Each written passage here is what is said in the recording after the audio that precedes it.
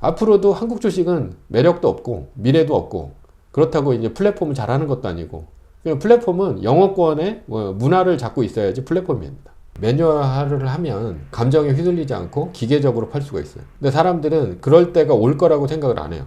오늘 올라가면 거의 뭐 더블에 따더블까지 칠 거라고 생각을 하지 떨어질 거라고 일도 의심을 안 합니다. 안녕하십니까. 네, 카이로스 북클럽입니다. 오늘은 부의 체인저, 네, 조던 김장섭 소장님 모셨습니다. 네, 반갑습니다, 소장님. 네, 반갑습니다. 네. 네. 1등 주식이 이전에는 엑선모빌, 그리고 GE, 네, 그 다음에 이제 마이크로소프트, 애플, 네, 마이크로소프트, 이렇게 해서 계속 그 1등을 그 바톤을 갈아타면서 지금 올라왔잖아요. 근데 그 소장님 지난번 말씀하셨던 거 보면 1등 주식의 그 평균 수익률이 25%다. 네, 그래서 1등 주식만 대부분 자산을 투자하면 되고 수익률이 그렇게 했을 때 1억을 투자한다 그러면 수익률 25%로 했을 때 10년이면은 10억, 20년이면 100억. 네, 그래서 그 말이 되게 인상적이었습니다. 네, 1등 주식이 그렇게 주가가 우상향할 수밖에 없는 이유가 좀 뭔지 그것도 좀 궁금했어요. 1등 주식이 그렇게 오를 수 있는 거는 S&P 500이 500등까지 이제 모아놓는 전교 1등에서 500등까지 모아놓는 거다 이렇게 보고요. 그 다음에 1등은 이제 전교 1등이다 이렇게 저는 보고 있어요. 그래서 그렇게 보고 있기 때문에 사람들이 지수에 투자를 하면 이제 평균적으로 한 9.1% 정도 보고 있습니다. 그러니까 나스닥이나 S&P 500 같은 경우는 그 정도로 보고 있는데 근데 1등 주식은 한 25% 정도가 오른다고 하는 게 뭐 지금 애플 같은 경우도 최근 5년간 투자 수익률은 거의 한 500% 그러니까 5배 정도가 올랐고요. 그리고 뭐 작년에 한 87% 올해도 이제 25% 넘게 올랐습니다. 애플 같은 경우는 한 37% 정도까지 올랐다가 지금 조금 빠지는 이제 시기인데 그것도 이제 25%가 이제 넘게 오르는 거죠. 그 위기 때 내가 수익률을 지킬 수가 있으면 그러면 훨씬 더 25%보다 더 오른다고 저는 보고 있거든요. 25% 하는 거를 1등주를 따라했을 때 그 정도 되는 거고 그리고 그것보다도 더 올릴 수 있는 거는 말뚝박기와 리밸런싱을 이제 겸해서 하게 되면 평소에는 꾸준히 올라갈 땐 약간 손해를 볼 수는 있어요. 한 0.5% 정도 손해를 볼 수 있으나 진짜 본격적으로 떨어지기 시작하면 10% 이상 고점 대비 10% 이상 빠지기 시작하면 그때서부터는 수익이 엄청 나거든요. 존버를 하신 분들보다는 그러니까 그때 오히려 수익률이 더 좋아지면서 이 주식수도 늘어나면서 이 25% 달성을 매년 25% 달성을 훨씬 더 빨리 할 수 있다. 그러니까 10년이 아니라 뭐 7, 8년 만에도 할 수 있다라고 이제 보고 있습니다. 소장님이 내일의 부하고 부의 체인저 내용을 보면 저는 여러 가지 뭐 경제 현상도 잘 설명을 해주시지만 떨어졌을 때 잘 나오고 떨어졌을 때 잘 사는 게 되게 중요한 것 같아요. 그게 리밸런싱하고 요번에 이제 그 말뚝박기로 표현을 해주셨잖아요. 근데 지금 다른 강연에서도 말씀하셨던 것처럼 주식이라는 게 올라갈 때는 에스컬레이터처럼 천천히 올라가는데 떨어질 때 엘리베이터처럼 떨어진다 이렇게 말씀을 좀 하셨는데요. 애플 주가도 1등 주식이니까 좀 덜하긴 하겠지만 쭉쭉쭉 빠지는데 그때 이게 2.5% 떨어졌을 때 10%씩 어떻게 이렇게 딱 기계적으로 좀 팔고 나올 수 있는지 그게 좀 저는 머리는 이해는 가는데 실제로 하기가 좀 쉽지는 않겠더라고요. 그러니까 파는 거는 이제 고점 대비 2.5% 떨어지면 이제 파는 건데요.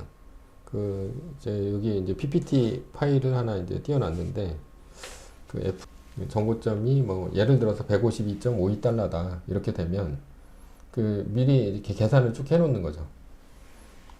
고점 대비 2.5% 떨어질 때마다 10%씩 파는 식으로 이렇게 계산을 해놓고 종가만 보는 거예요.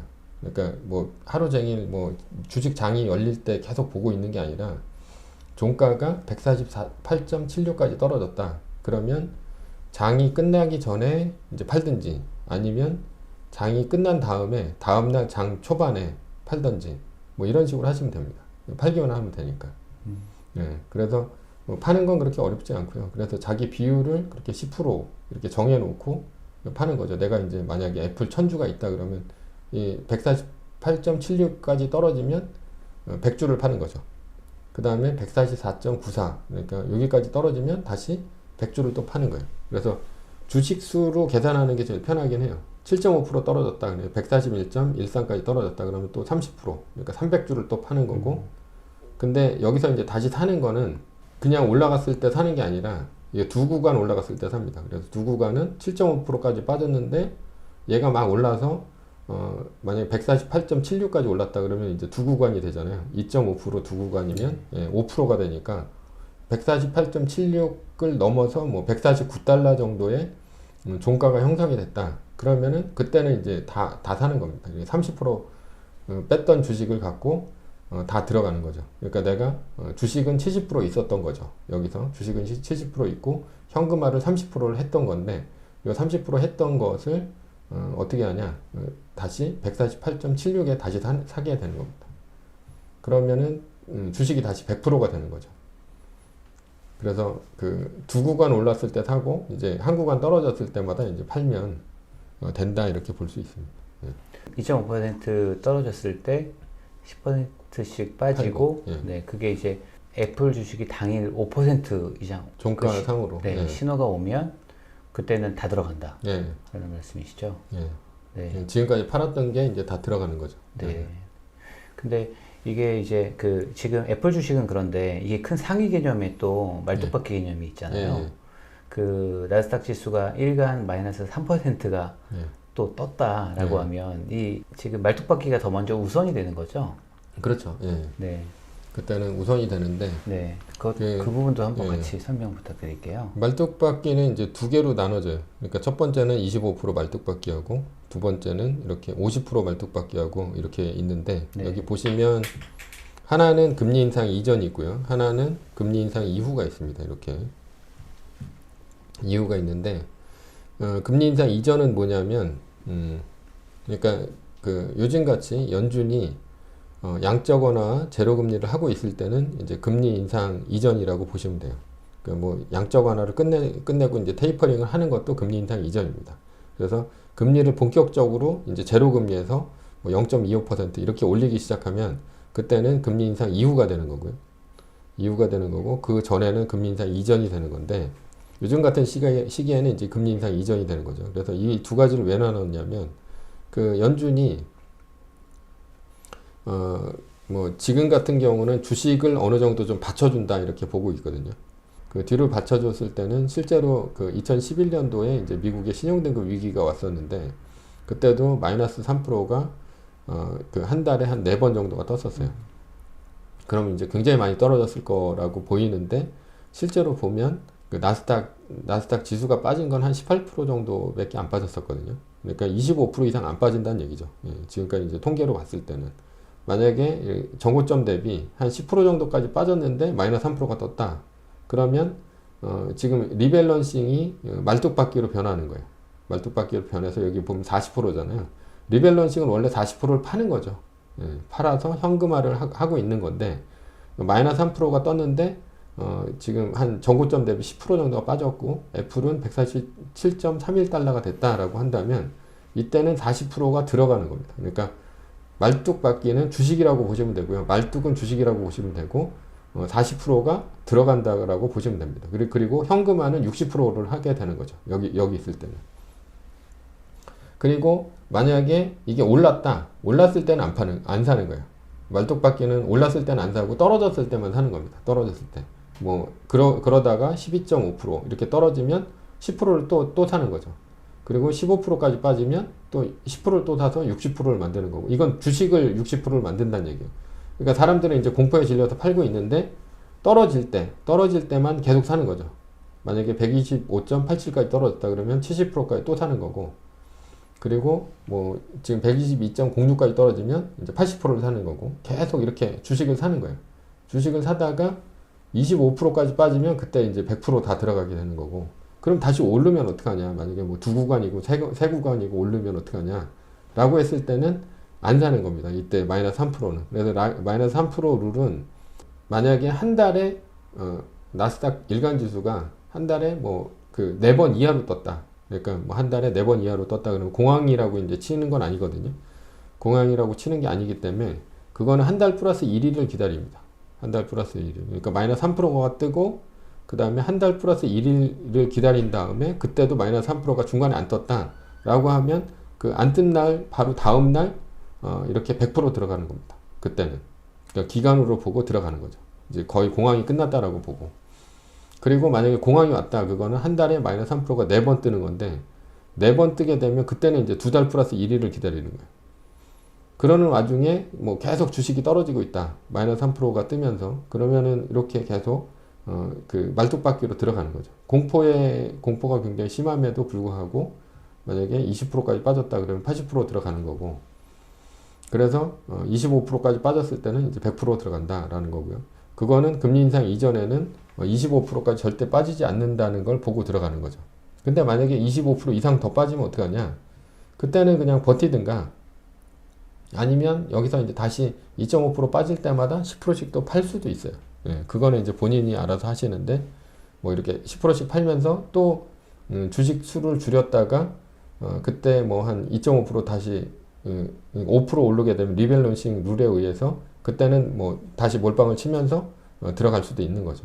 한번 이거를 좀 숙지를 해놓고 있다가 진짜로 마이너스 3%가 떴을 때 이거를 진짜 실행을 해봐야 어떻게 하는지를 좀 확실하게 알 수 있을 것 같아요.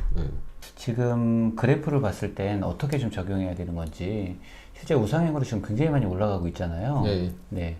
그래서 어떤 점을 전고점으로 잡고 계시는지. 지금은 이제 그때 179.45가 만약에 이제 이게 정확한 숫자인지는 잘 모르겠는데 2021년 12월 10일 날 이제 179.45가 되는 거고요.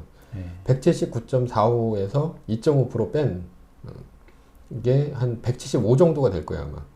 175 정도가 됐을 때가 2.5% 빠진 때가 됐기 때문에 한 요때쯤에 174.33 정도 됐을 때 2.5%를 파는 거예요. 2.5% 떨어졌으니까 10%를 파는 거죠. 네.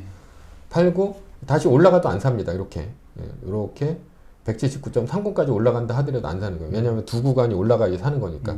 그리고 다시 빠졌죠. 171. 근데 아마도 한 170 정도까지 되면 그러면은 그때는 다시 2.5%가 빠져서 전고점, 그러니까 179.45에서 전고점보다 5%가 빠지는 상황이 벌어져요. 170 정도까지 내려가게 되면 170.3인가 8인가 그럴 거야 아마. 그렇게 되면 또 그 밑으로 떨어지면 170.8 이하로 떨어졌다. 그럼 또 여기서 또 10%를 또 팔게 되는 거죠. 그러면 나는 주식은 80% 들고 있는 거고 달러화는 20% 들고 있는 상황이 되는 겁니다. 네. 그러다가 이게 전고점, 그러니까 179.45의 전고점인 182.5 정도 될 거야 아마. 그게 넘어갔을 때 다시 사는 겁니다. 근데 지금 현재는 2.5%밖에 안 빠졌기 때문에 그러니까 179.45보다 더 높은 184 정도까지 올라갔을 때 그때 사는 거죠. 그러면은 리밸런싱을 했을 때 좀 손해를 봅니다. 손해를 보는데 만약에 이게 170까지 떨어져서 20%까지 빠졌다. 그러면은 5%까지 빠졌다. 그러면 전고점이 뭐가 되냐? 이게 사는 구간이 됩니다. 왜냐하면 이건 거의 5%까지 빠졌기 때문에 170 밑으로 이제 빠졌을 때는 5%까지 빠진 상황이 되잖아요. 그러면 두 구간은 179.45가 되는 거죠. 그래서 그게 넘어가면 전고점을 넘어가면 그때는 다시 사는 거고요. 그래서 10% 이상 떨어지게 되면 리밸런싱을 하는 게 이득이라는 게, 그래서 떨어져서 한 이만큼 빠졌다.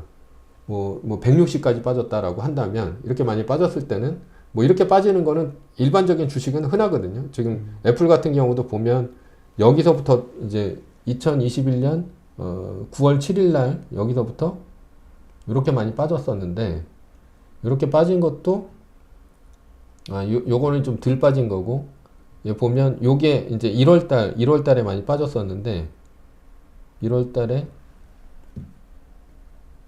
보면 요때가 143.16까지 올라갔다가 여기까지 빠졌습니다. 116.36까지. 이게 17.5%가 빠진 구간이거든요.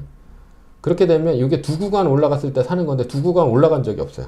이게 조금 올라갔지만 여기서 다시 빠지고 그랬기 때문에 아마도 여기서 샀으면 30%만 주식을 갖고 있는 상황이 벌어진 거죠. 여기서.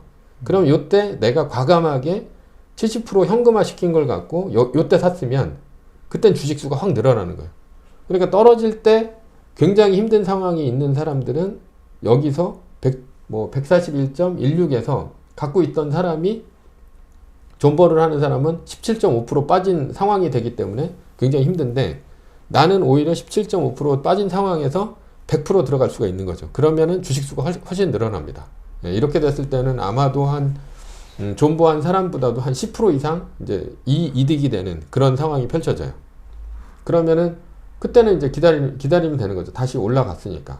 더 떨어지면 어떡하냐? 그때는 또 2.5% 빠지면 또 팔면 됩니다. 예, 그때 뭐 10%씩 팔면 어차피 이게 떨어진다 하더라도 다시 올라갈 걸 아니까. 근데 삼성전자나 뭐 테슬라나 뭐 로블록스나 이런 주식들은 이게 떨어지다가 어디까지 떨어질지 모르죠. 뭐 요즘 뭐 무슨 테이퍼링을 하면 나스닥 같은 이제 기술주들은 굉장히 많이 떨어진다고 생각을 하는데, 이게 25% 빠지고선 다시 반등을 할지 50% 빠지고 반등을 할지를 알 수가 없는 상황인 거예요. 그렇게 되면 그럴 때는 이게 들어갈 수가 없는 거죠. 이렇게 뭐 17.5% 떨어졌을 때 이제 들어간다라고 했는데, 삼성전자도 25%까지 빠졌고, 뭐 테슬라는 뭐 진짜 고점 대비 80%까지 빠진 적도 있으니까, 그렇게 되면 그때 들어갔다가 또 계속해서 떨어지면 이거 망하는 거 아니야? 라고 생각까지 하게 됩니다. 예. 그렇게 되면 그때는 이제 힘든 거고, 이거는 세계 1등이니까 이렇게 17.5%까지 빠졌을 때 내가 이제 100% 들어간다면, 여기 정고점에서 계속 있던 사람은 여기까지 왔는데 다시 올라갔는데도 주식수가 그대로인데, 나는 여기까지 빠졌을 때 몰빵을 치고선 이렇게 올라가야 되면 존버한 사람보다는 주식수가 더 많이 늘어나는 거죠. 그리고 다시 또 이렇게 떨어졌을 때 또 리밸런싱을 하고, 여기까지 올라왔을 때는 다시 또 주식수가 늘어나는 거죠.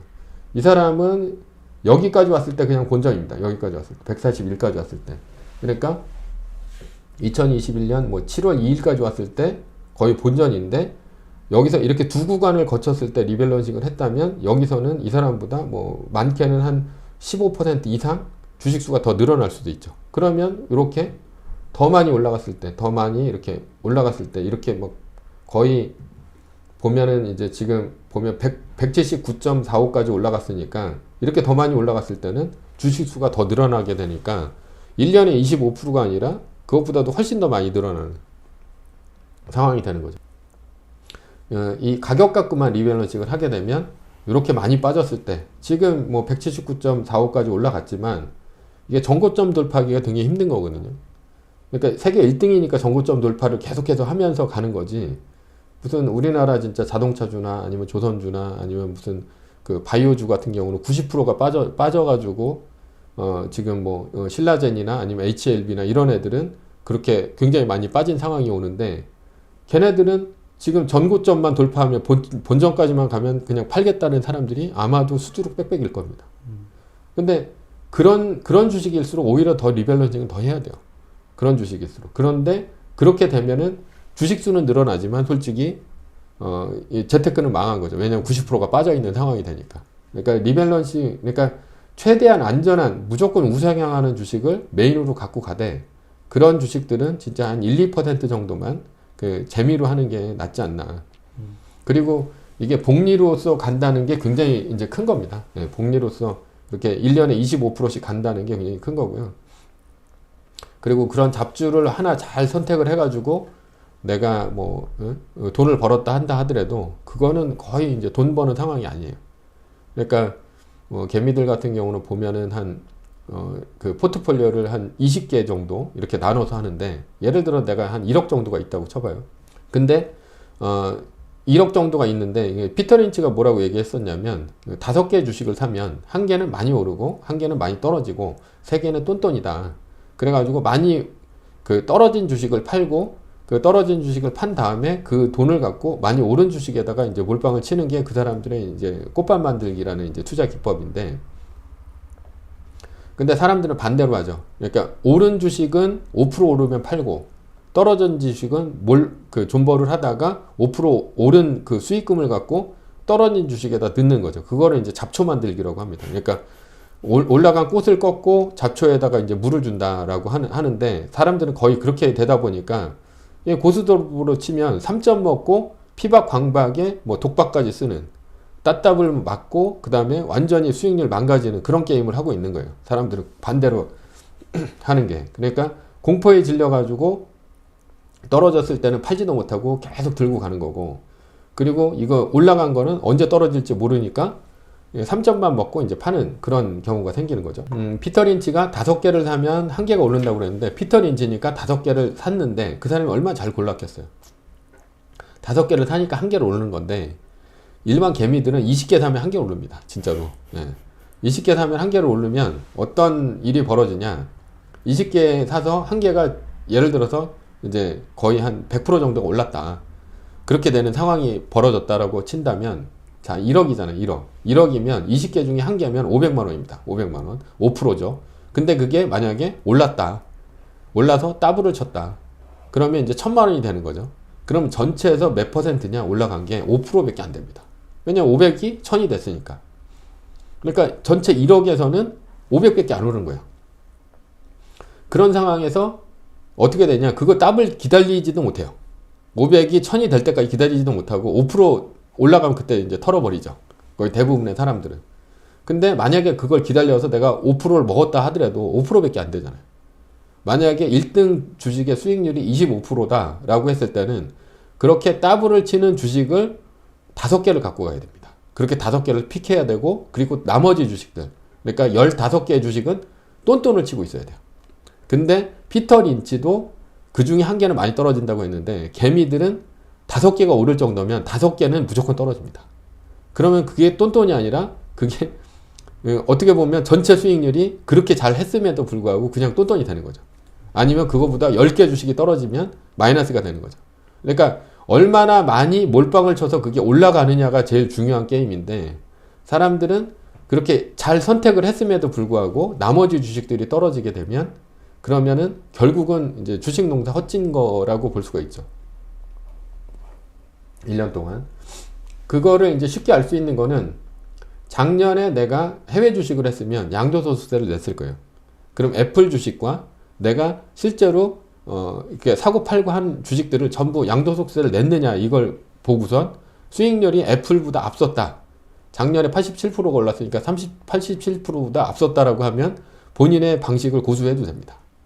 전체 수익률에서. 근데 앞서지 못했다라고 한다면 절대적으로 1등 주식을 많이 갖고 가야 됩니다. 픽할 수가 없기 때문에. 그리고 국내 주식을 한 사람들도 그냥 감으로만 내가 많이 벌었겠거니 생각을 하는데, 뭐 국내 주식을 하는 게 이제 양도세가 없기 때문에 국내 주식을 하는데, 국내 주식도 사고 판 것들을 전부 엑셀에서 집어넣고 한번 계산을 한번 해보시는 거예요. 1월 1일서부터 12월 31일까지 해봤는데 오히려 마이너스였다. 그럼 할 필요가 없는 거죠. 그러니까 객관적으로 숫자를 보고 한번 이게 해보시는 게 굉장히 중요합니다. 시뮬레이션은. 그래서 내가 그렇게 작년에 진짜 열심히 주식 공부도 하고 책도 여러 권 읽고 그다음에 뭐 이런 그 유튜브 방송도 보고 했는데, 그렇게까지 공부를 했는데도 1등 주식을 못 이겼다라고 한다면 1등 주식에 투자를 하는 게 훨씬 낫습니다. 저는 소장님 프로그램을 이용하신다고 좀 생각을 했었거든요. 그래서 뭐 아까 알고리즘 말씀하셨던 것처럼 그렇게 기계적으로 금액을 딱딱딱 정해놓고 팔고 사고 이런 것들을 그렇게 해서 이제 운영하시지 않을까 생각했었는데, 실제 프로그램 운영은 안 하시는 거죠? 네, 안 하고 있어요. 중간에 좀 뭐 그 변동성이 심할 때는 하루에도 한 5% 떨어졌다가 다시 뭐 5% 올랐다가 이런 경우도 있기 때문에, 그러면 이거는 이제 종가 기준이거든요. 이게 종가가. 근데 종가 기준인데 중간에 한번 빠졌다가 올라오게 되면 그때 프로그램을 썼을 때는 그러니까 종가 기준으로 이제 프로그램이 돼 있으면 괜찮은데, 그렇지 않으면 뭐 어느 정도 조건에 맞으면 팔리게 그렇게 이제 그 HTS나 MTS 상에서 이제 걸어 놓을 수는 있어요. 걸어 놓게 되면 엉뚱한 가격에 팔리고 오히려 올랐는데도 다시 사야 되는 그런 경우가 생기기 때문에 프로그램은 돌리진 않고, 저는 그 뭐 애플을 한 95% 정도 갖고 가고 있어요. 그래서 그냥 뭐 잡주들은 한 5% 정도만 갖고 가고 있기 때문에 되게 이제 포트폴리오가 심플하죠. 심플하니까 그거 보면서 맞춰서 이제 하루에 한 번씩 정도는 꼭 일어나서 봅니다. 그래서 뭐 매일같이 볼 필요도 없고, 오늘 좀 빠진다 뭐 이렇다 하더라도 한 5시 반 정도, 요즘에는 이제 썸머타임 때문에 이제 6시에 장이 끝나는데 한 5시 반 정도에 일어나서 이제 종가를 확인하고, 그때 이제 빠지고 있다라고 하면 그때는 이제 그 HTS 켜가지고 이제 대기하고 있다가 종가가 확실하게 그렇게 빠질 것 같다라고 하면 그때 팔고, 혹시나 이제 부득이하게 못 팔았다 그러면은 다음날 이제 시초가에 또 팝니다. 예, 다시 올랐다 하더라도. 왜냐면 마이너스 3% 정도 뜰 정도면 굉장히 많이 떨어지는 건데, 그 다음에 또 반등이 일어나거든요. 근데 반등이 일어났다고 안 파는 게 아니라, 반등이 일어나면 그때 일어나는 가격에 또 팝니다. 일단은 종가로 그렇게 끝났으면. 그래서 그 원칙이 좀 중요한데요. 원칙이 중요한 거는 개미들이 그 원칙 자체가 없어요. 그러니까 원칙 자체가 없고 해지도 못하고, 그리고 이제 기다리다가 줄줄줄 미끄러지다가 이제 손해보고 결국은 이제 주식계를 떠나는 경우가 되게 많은데, 그런 경우가 되게 흔하게 벌어집니다. 뭐 보면은 지금 핫한 주식들, 뭐 테슬라나 뭐 로블록스 이런 주식들도 지금 고점 대비 25% 이상 다 빠진 상태거든요. 만약에 리밸런싱을 그런 식으로 했으면 지금 현재는 나는 이제 100% 주식을 팔고 선택할 수 있는 권리가 생기겠죠. 다시 주식을 이제 바닥에 다시 살 건가, 아니면 다른 주식으로 이제 갈아탈 것인가, 이런 것들이 되는데, 이런 식으로 리밸런싱을 하게 되면 손해를 본다라고 생각하는 사람들이 굉장히 많아요. 그러니까 잠깐 떨어졌다가 바로 올라가게 되면 그 수수료만 나가고 이제 손해 아니냐라고 생각하는 사람들이 많은데, 실제로 그렇게 한번 작년 코로나 위기처럼 그렇게 한번 떨어져 보면 그때는 이 리밸런싱이 굉장히 중요하다, 이런 것들을 알게 되는 거죠. 요번에도 이제 그 고점 대비 2.5% 빠지고 다시 또 오늘 나스닥 지수가 좀 흔들리고 있는데, 네. 그러면 나는 이제 현재는 10%를 팔게 된 거고 90%의 주식은 갖고 있다는 얘기거든요. 내 포트폴리오 상에서는. 근데 떨어지는 것을 또 떨어진다고 해도 그렇게 나쁜 건 아니에요. 왜냐하면 이거는 우상향할 것이라고 이제 생각하기 때문에 세계 1등 주식은 무조건 우상향하는데, 중간에 이런 박앤세일 상태가 오면 그때 이제 주식 수를 늘릴 수 있는 거죠. 늘릴 수 있으니까 그게 한 10% 이상 빠지게 되면 그러면 주식 수가 굉장히 많이 늘어납니다. 왜냐하면 이거 두 구간 올라도 마이너스 5%에 내가 몰빵을 치게 되니까 고점은 높아져요. 그러니까 평단가는 높아지는데 주식 수는 그거보다 훨씬 많이 늘어나죠. 그리고 올해 이제 애플 같은 경우도 뭐 지금까지 이제 결론적으로 보면 한 35% 정도가 올랐지만, 실제로 1월 달과 5월 달 두 달에 걸쳐서, 그러니까 두 번에 걸쳐서 17.5% 두 번이 빠진 경우가 있거든요. 그럼 17.5%를 빠졌으면 이렇게 152에서 17.5%까지 빠져서 70%의 주식을 매도하는 상황이 벌어졌다는 얘기인데, 그러면은 내가 여기서 두 구간 올랐을 때 사겠다 이런 식으로 생각하는 게 아니라, 내가 여기서 나는 여기다가 몰빵을 치겠다라고 생각을 해버리면, 그럼 여기서 주식 수가 엄청 늘어나는 경우가 두 번 생긴다라는 거죠. 그러니까 그랬을 때 뭐가 마음이 편하냐면, 떨어지면 주식 수가 늘어날 기회가 생기니까 마음이 편하고요. 떨어지면 떨어지는 대로. 올라가면 그래도 나는 포지션이 주식이 많죠. 90%의 주식을 갖고 있으니까. 그러니까 올라갔을 때는 또 올라가는 나름대로 내 가진 자산이 다시 올라가고, 이런 것들 때문에 오히려 이렇게 올라가는 게 더 좋다라는 거죠. 근데 만약에 이렇게 10%를 팔았을 때는 떨어져도 상관없다라는 생각이 들어요. 근데 주식을 100% 이제 갖고 있는 상태에서 전문 용어로 존버를 하시면, 그러면 이렇게 뭐 테슬라처럼 뭐 25% 빠진다거나, 아니면 삼성전자처럼 뭐 25%, 하이닉스나 이런 거는 한 30%도 넘게 빠진 적이 있었는데, 그렇게 되면 이제 마음고생이 굉장히 심한 거죠. 그리고 전고점 돌파하기가, 그러니까 애플이니까 그나마 전고점 돌파하기가 쉬운 거지, 전고점 돌파한다는 또 마음이 있는 거지, 세계 1등이니까. 삼성전자는 사이클이 2년마다 한 번씩 오거든요. 그러면 한 30%에서 35% 정도 빠졌다가 사이클이 2년 있다가 올라오게 되는 경우가 되기 때문에, 그렇게 되면 이제 뭐 내가 복리로 25%씩 1년에 25%씩 먹겠다라는 게 이제 통하지 않는 거죠. 왜냐하면 2년 동안에는 거의 전고점 밑에서 30% 밑에 떨어진 경우가 한 1년 정도 있었고, 그리고 다시 1년이 지났을 때 전고점을 돌파하게 되는데, 그렇게 되면 사람들은 거의 전고점을 돌파했을 때 본전을 차리고 나오는 경우가 되게 많습니다. 다 팔고. 그러니까 나 2년 동안 기다려가 진짜 내 진짜 최선을 다해가 버텼다. 본전 차렸다. 그리고 그때 다 팔고 나오는데 그 다음부터 올라가기 시작하죠. 그러니까 이게 그 1등 주식을 이렇게 리밸런싱을 해야 되는 거고요. 1등 주식이 아닌 주식들은 그렇게 리밸런싱을 하는 거는 그 물타기를 하는 겁니다. 이게 솔직히 얘기해서. 그 물타기를 하면 이거는 반드시 올라가야 된다는 보장이 있어야 돼요.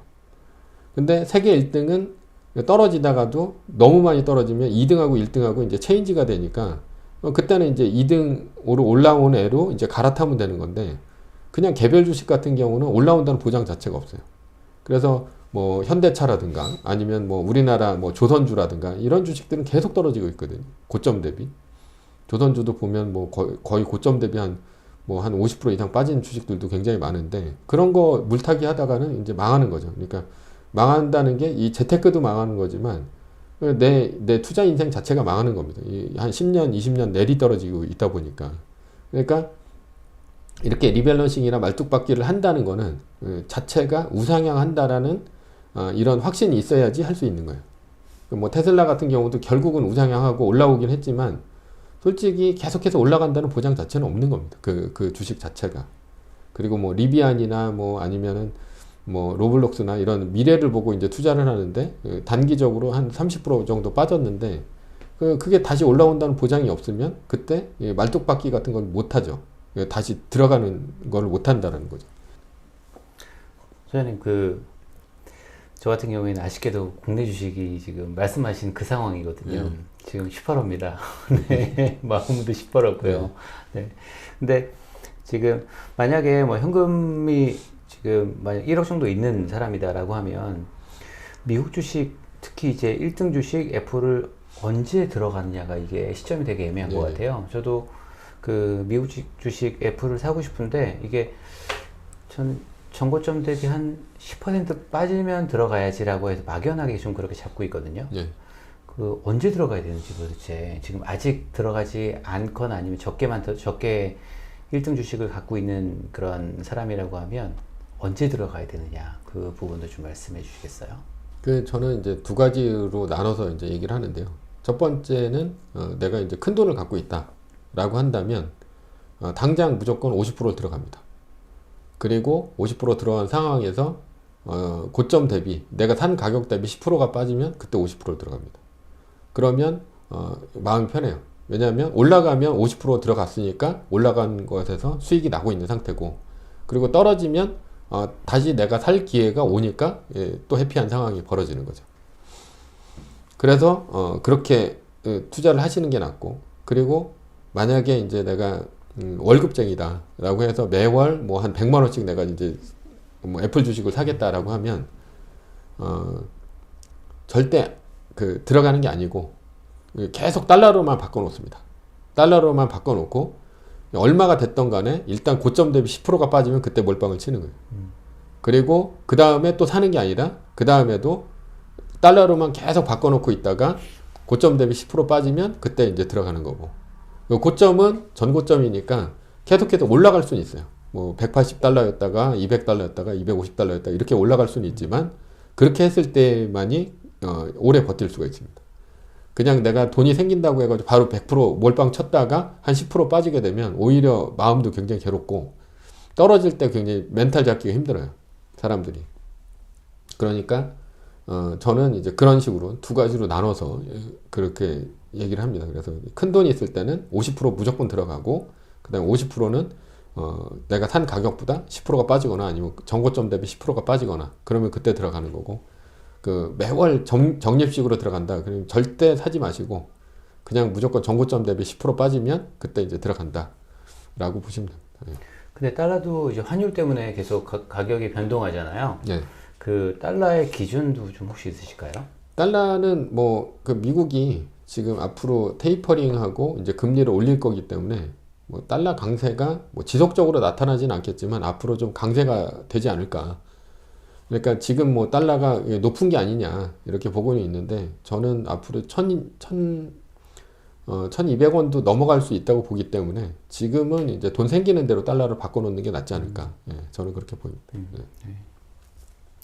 그리고 지금 미국 주식시장하고 국내 주식시장하고 지금 디커플링 현상이 계속 나타났잖아요. 미국 시장은 되게 뜨거운데 한국 시장은 되게 차가웠고 이 갭이 커질수록 거기 그 간극을 또 이렇게 리밸런싱을 국가 간 미국 주식을 좀 팔고 한국 주식을 산다든지 이런 그것도 리밸런싱이 좀 아닐까 생각 드는데 그런 투자는 좀 어떻게 생각하시나요? 한국 투자는 안 하시는 게 좋아요. 결론적으로 얘기하면.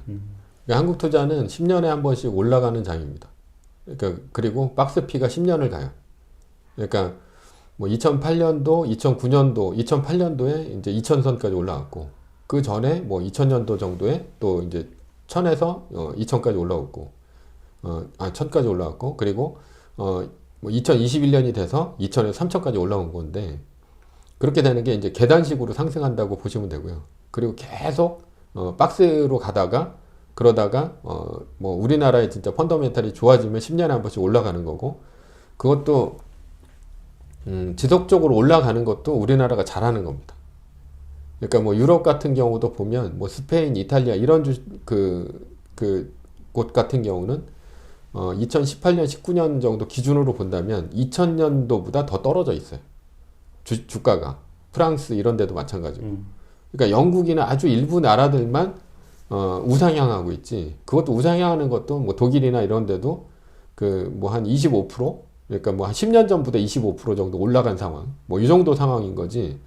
미국처럼 계속해서 올라가는 상황이 아니거든요.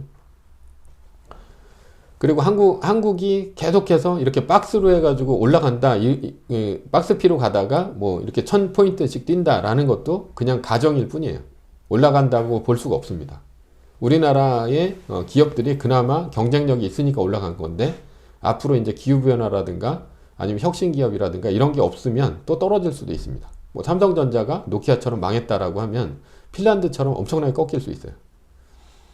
근데 지금 미국에 있는 그 주식들은 그러니까 2000년도 이후에 이 닷컴 버블 이후에 이런 그 플랫폼 기업들이 굉장히 많이 생기면서 완전히 이 틀이 바뀌었거든요. 그러니까 애플 같은 경우도 그때 2007년도에 스마트폰이 나오면서 지금 뭐 광고 시장이라든가 아니면은 이런 플랫폼 시장을 완전히 잡고 있는 거죠. 그래서 완전히 판이 바뀌었고, 빅테크 주식들이 미국 주식을 이제 견인해 갖고 이제 가는 건데, 앞으로도 저는 이제 그렇게 갈 거라고 이제 보고 있어요. 그 2000년도 그러니까 2007년도 그 스마트폰이 나오기 전까지는 그 개별 시장이었습니다. 그러니까 뭐 모든 제품은 한 번 팔아먹고 땡이었어요. 그러니까 뭐 지금 삼성이 한 번 팔아먹고 땡인 게 뭐 지금 반도체도 한 번 팔아먹고 땡이고, 그 다음에 뭐 스마트폰도 플랫폼이 없기 때문에 한 번 팔아먹고 땡이고, 이런 식이었어요. 그래서 그 꾸준히 우상향하는 주식들의 특징은 뭐냐면 내수주라는 게 이제 특징입니다. 그래서 뭐 보시면 코카콜라, 스타벅스, 뭐 아니면 맥도날드, 그 P&G 이런 기업들이 주가가 꺾이지는 않고 꾸준하게 뭐 존슨앤존슨이라든가 이런 게 꾸준하게 올라가는데, 그걸 뭐냐면 이게 생활 필수품이라는 데 있습니다. 생활 필수품. 근데 생활 필수품이라는 거는 계속해서 이 인플레이션이 떨어지면서 인플레이션 때문에 그 물가가 올라가면서 인플레이션은 물가를 해지할 수 있는 상품들이거든요. 그 기업들이 어떤 기업들이냐면 브랜드 기업입니다. 요번에도 이런 원가가 올라가니까 소비자 가격을 올리는다는 데가 뭐 넷플릭스라든가, 뭐 넷플릭스도 이제 뭐 14,000원인가 그랬는데 17,000원으로 올린다고 또 이제 문자 왔더라고요. 그리고 뭐 스타벅스 같은 경우도 보면 이런 커피라든가 이런 것들을 이제 올리는 거죠. 가격을. 그렇게 올릴 수 있고, 그리고 생활 필수품. 그러니까 매일같이 뭘 먹어야 돼요. 뭐 면도도 계속 해야 되고, 그 다음에 샴푸도 매일 써야 되고, 이런 기업들. 맥도날드도 매일 먹어야 되고, 이런 기업들이 좋은 게 내수주인데 꾸준하게 올라가는. 근데 혁신이 없으니까 뭐 1년에 뭐 25%씩 올라가는 건 기대도 안 하는 거고, 한 5% 정도 올라가면 이제 많이 올라가는 거니까 차라리 지수에다 투자하는 게 낫다라고 보는데, 그런 주식들의 특징이 꾸준하게 매일같이 올라가는 주식들입니다. 근데 삼성전자나 뭐 LG전자나 뭐 이런 주식들은 한번 팔아먹고 땡이 주식들이라는 거죠. 근데 그런 주식들은 그 사이클을 탑니다. 경기 순환 사이클을 타는데, 삼성전자가 그래서 2년마다 한 번씩 그렇게 사이클을 타는 거죠. 근데 우리나라의 대부분의 기업들은, 수출하는 대부분의 기업들은 전부 경기를 타는 그 기업들이에요. 그러니까 얘네들은 이게 뭐 많이 팔려도 내년에 안 좋을 거잖아 라고 하면서 계속 멀티플을 안 주면서 떨어집니다. 그리고 완전 바닥일 때 또 올라가요. 이제서부터는 또 올라갈 거니까 이제 내년 멀티플을 주면서 올라가는데, 그렇게 되다 보니까 얘네들이 등락을 계속하면서 어떻게 보면 이게 계속 일자로 가는 것 같지만 실제로는 등락을 계속하면서 2000선을 지키고 3000선을 지키고 이런 식으로 가는 거예요. 그러니까 10년에 한번 오는 기회를, 작년 같은 기회를 놓치면 그 다음부터는 계속 일자로 가는, 3000에서 계속 지금 보면은 2900, 2800 갔다가 2800까지 가진 않았지만 2900에서 3100 왔다 갔다 하면서 앞으로도 계속해서 그렇게 갈 거예요. 그리고 한 10년 정도가 지나면 4000선까지 올라갈 수는 있겠죠. 그것도 우리나라가 아주 잘하면. 그리고 스페인처럼 망하거나 이탈리아처럼 망하면 오히려 그때서부터 빠집니다. 근데 판이 어떻게 바뀌었냐? 이게 내수 기업은 거의 미국 기업이라고 보시면 됩니다. 그러니까 뭐 맥도날드, 뭐 코카콜라 이런 기업들은 가격을 계속해서 올리면서 주가가 올라가는 기업들이고, 그리고 거기서 이제 그 뭐가 나타났냐면 플랫폼 기업들이 나타났는데, 플랫폼 기업이 제일 먼저 잡은 게 광고 시장이에요. 그래서 예전에는 뭐 이런 그 광고 시장에서 TV 광고를 이제 잡았는데, TV 광고 같은 경우도 보면 예전에 공중파 광고 이런 것들을 했죠. 근데 공중파가 지금 뭐 시청률이 한 1%대 나오고 그렇잖아요. 거의 안 나오고 그러다 보니까 공중파에다가 광고를 맡기질 않습니다. 그리고 광고 효과가 엄청나게 떨어져요. 광고 효과가 떨어지는 게 이게 타겟팅이 안 되기 때문에 떨어지는 건데, 그 이제 SNS나 이런 것들이 타겟팅이 되면서 세계적인 광고 시장을 다 먹기 시작하는 거죠. 뭐 그 페이스북이라든가 뭐 이런 그 SNS 업체들, 트위터, 그 다음에 스냅 같은 기업들이 그 타겟 광고가 되다 보니까 얘네들이 20대 여자, 뭐 그런 사람들을 이제 타겟을 해가지고 광고를 통해 가지고 전 세계에 있는 이런 광고를 다 빨아들이는 그런 시장이 됩니다. 그러니까 얘네들은 혁신적인데 내수 기업까지 되면서 전 세계적인 광고를 다 독차지하게 되면서 올라가게 되는 거죠. 그러니까 이런 그 모든 부가 어디로 몰렸냐? 이게 SNS 업체한테 이제 물리기 시작하고, 그래서 이제 구글이라든가 아니면 이런 페이스북 같은 것도 좋은데, 애플 같은 경우도 마찬가지로 그 안드로이드 진영과 iOS 진영 이 두 가지로 그 스마트폰이 나뉘면서 이런 모든 모바일 결제들은 30%씩을 뭘 줘야 되냐면 애플한테 줘야 됩니다. 근데 지금 뭐 은행 앱이라든가 뭐 이런 것들도 보면 다 그 앱이 만들어지지 않은 경우가 없어요. 모든 기업이 전부 앱을 만들어서, 소비자 기업들은 전부 앱을 만들어 가지고 애플의 iOS에다가 런칭을 하고 구글의 안드로이드에다 런칭을 한다는 거죠. 그러면서 얘네들도 내수 기업이 된 거예요. 애플도 예전에는 뭐 컴퓨터 한번 팔아먹고 땡, 그 다음에 에어팟, 뭐 아이팟 같은 거 한번 팔아먹고 땡이었는데, 이게 플랫폼 기업이 되기 시작하면서 뭐가 되기 시작했냐면 매일같이 돈을 버는 기업으로 바뀌기 시작했다는 거죠. 그러면서 매일같이 올라가는 거예요. 근데 앞으로도 지금 하드웨어가 스마트폰인데, 스마트폰 이후에 또 어떤 하드웨어가 나타날 것이냐라고 본다면 크게 보면 AR, VR, 뭐 전기차 요 정도로 보고 있는데, 그것도 전부 미국 기업인 거예요. 테슬라라든가 아니면 AR, VR은 뭐 지금 그 페이스북 그리고 애플도 이렇게 하고 있고 뭐 구글도 하고 있습니다. 그러니까 앞으로의 하드웨어 시장도 누가 잡아갈 거냐? 결국은 이런 미국의 빅테크가 잡아간다는 얘기죠. 뭐 엔비디아 같은 경우가 또 그 자율주행차가 되면서 뭐 거의 80% 넘게 올해 주가가 올라간 거죠.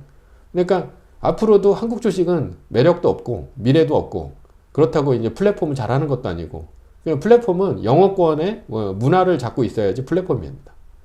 한국말을 하면서 아무리 이제 BTS가 잘 나간다 하더라도 결국은 뭐 넷플릭스가 그 오징어 게임의 모든 것들을 이제 갖고 간 게 결국은 넷플릭스라는 이제 플랫폼을 갖고 있었기 때문이라는 거죠. 그러면 그런 기업들이 다 어디 있냐? 이게 전부 이제 영미권에 있는 것이고, 다 그것도 미국에 있습니다. 미국에 있다 보니까 앞으로도 그런 혁신적인 기업은 결국은 미국 애들이 갖고 갈 거고, 거기서 또 플랫폼 비즈니스를 얘네들이 다 갖고 갈 거기 때문에 앞으로도 꾸준히 올라가는 건 또 미국 기업이 될 거예요. 그러니까 한국은 기다리면 결국은 이제 본전치기하고 빠져나오는 시기 되는데, 그동안의 시간이 너무 아까운 거죠. 차라리 뭐 한국 주식에다 투자를 하느니 한국 주식은 사이클이 좀 짧은 게 투자하는 게 낫습니다. 삼성전자는 뭐 2년에 한 번씩 오니까, 사이클이 짧은 주식들은 어떻게 보면 한 6개월에 한 번씩 오는 주식들, 뭐 6개월이지만 1년이죠. 뭐 이렇게 미세먼지라든가 아니면은 뭐 이렇게 여름에 선풍기 뭐 이런 뭐 에어컨 뭐 이런 파세코라든가 뭐 이런 주식들, 그런 주식들은 겨울에 샀다가 여름에 팔고, 뭐 미세먼지는 뭐 한 10월 달에 샀다가 뭐 한 3월에 팔고, 이런 식으로 투자를 하는 게 더 낫지. 그 꾸준하게 장기 투자할 수 있는 주식 자체가 거의 없습니다. 그렇기 때문에 거의 대부분의 주식들은 뭐 미국의 플랫폼 주식에다 투자하는 게 낫고, 그리고 한국 주식 같은 경우는 좀 단기간에 그 떨어졌을 때 사고 올라갔을 때 파는 그런 식으로 이제 단기간 트레이딩을 하는 게 낫지 않을까. 예. 저는 그렇게 봅니다. 오늘 좋은 말씀 감사합니다. 네. 감사합니다. 네, 감사합니다.